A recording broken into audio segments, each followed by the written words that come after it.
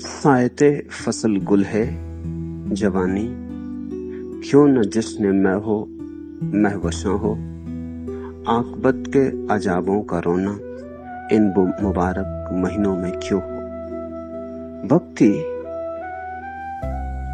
प्रेम विरोध नहीं है, भक्ति है प्रेम का ऊर्ध्वगमन। भक्ति राग विरोधी नहीं है, भक्ति है राग का रूपांतरण। भक्ति सौंदर्य विरोधी नहीं, भक्ति है परम सौंदर्य की खोज। भक्ति प्रिय से तुम्हें तोड़ती नहीं, परम प्रिय से जोड़ती है। इस बात को पहले ध्यान में ले लें। ये भक्ति की अपूर्व दशा है। भक्ति कहती नहीं छोड़ो प्रेम, भक्ति कहती है प्रेम को बढ़ाओ। छोटे प्रेम को जाने दो, बड़े प्रेम को बुलाओ। भक्ति वियोग नहीं सिखाती, योग नहीं सिखाती, वैराग्य नहीं, तप तपस्या नहीं। भक्ति सिखाती है कैसे प्रिय के रंग में रंग जाओ। संसार के विरोध का कारण प्रेम नहीं है, संसार के विरोध का कारण है कि संसार प्रेम के लिए उपयुक्त पात्र नहीं। विरागी कहता है छोड़ो राग को, क्योंकि राग बुरा है। भक्त कहता है जहां तुमने राग लगाया है वो विषय वस्तु व्यर्थ है, राग को मत छोड़ो, विषय वस्तु को बदल लो। जहां तुमने क्षुद्र को विराजा है, बिठाया है, क्षुद्र को सिंहासन पर विराजमान किया, वहां प्रभु को बिठाओ। जिस हृदय में तुमने धन मद पद इन सबको बिठा रखा है, वहां प्रभु का गुण गाओ। जितना तुम संसार के लिए श्रम कर रहे हो, उतने ही श्रम से परमात्मा मिल सकता है। कुछ नया नहीं करना है साधना में, जो तुम जानते हो उसकी ही दिशा बदलनी है। यही पैर पहुंचा देंगे, दिशा बदलनी है। यही आंखें दिखा देंगी, दिशा बदलनी है।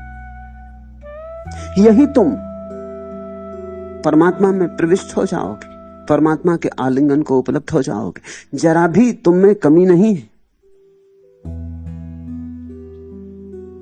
लेकिन तुम्हारी दिशा गलत है। तुम गलत नहीं हो, तुम्हारी दिशा गलत है। ये भक्ति का आधारभूत सिद्धांत है। तुम गलत नहीं हो, तुम्हारी दिशा मात्र गलत है।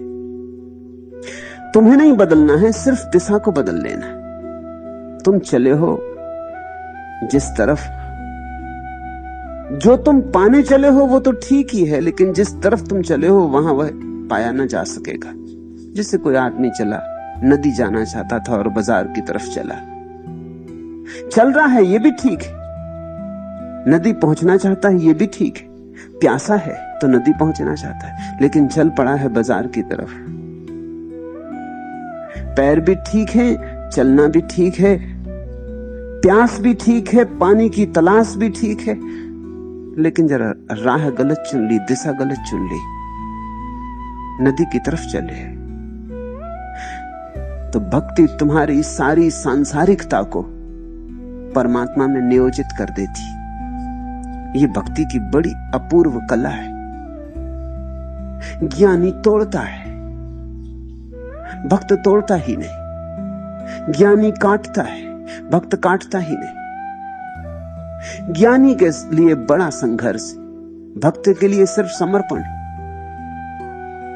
भक्त तो कहता है यहां भी जो सौंदर्य तुम्हें दिखाई पड़ रहा है, संसार में भी, वो भी है परमात्मा का।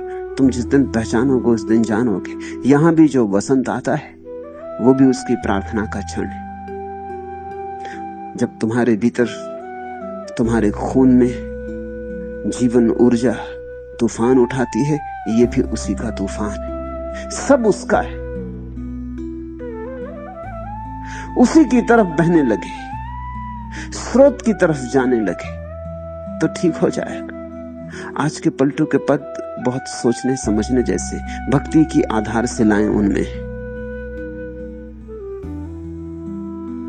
क्या सोवे तू बावरी, चाला जात वसंत।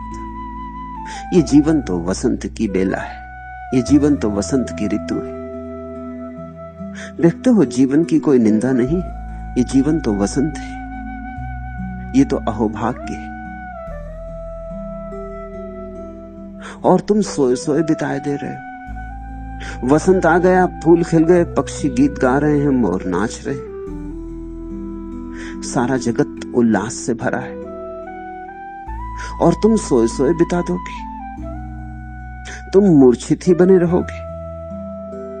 क्या सोवे तू बावरी, तुम कैसे पागल हो। जागने की घड़ी आ गई, वसंत द्वार थपथपा रहा है। जागने का क्षण आ गया, सब तरफ राग रंग है, सब तरफ प्रभु की वर्षा है। सूरज निकल आया, किरणों का जाल फैल गया। तुम कैसे पागल हो कि अभी भी सोए हो, फिर कब जागोगे। क्या सोवे तू बावरी, चाला जात वसंत।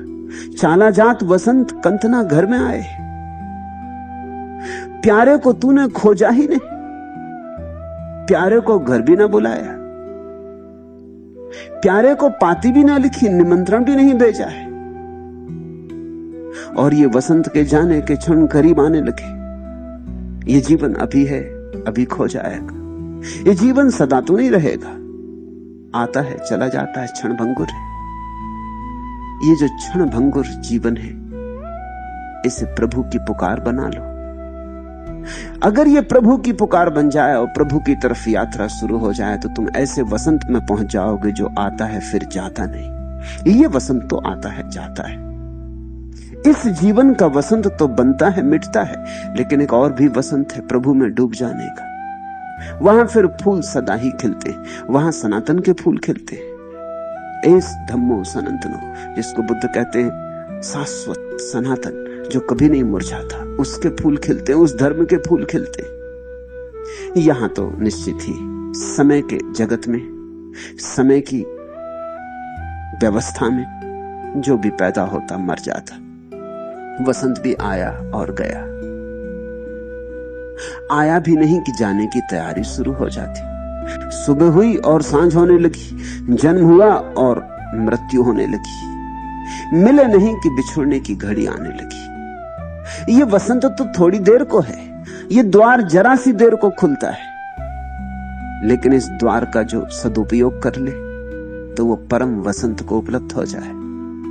क्या सोवे तू बावरी, चाला जात वसंत।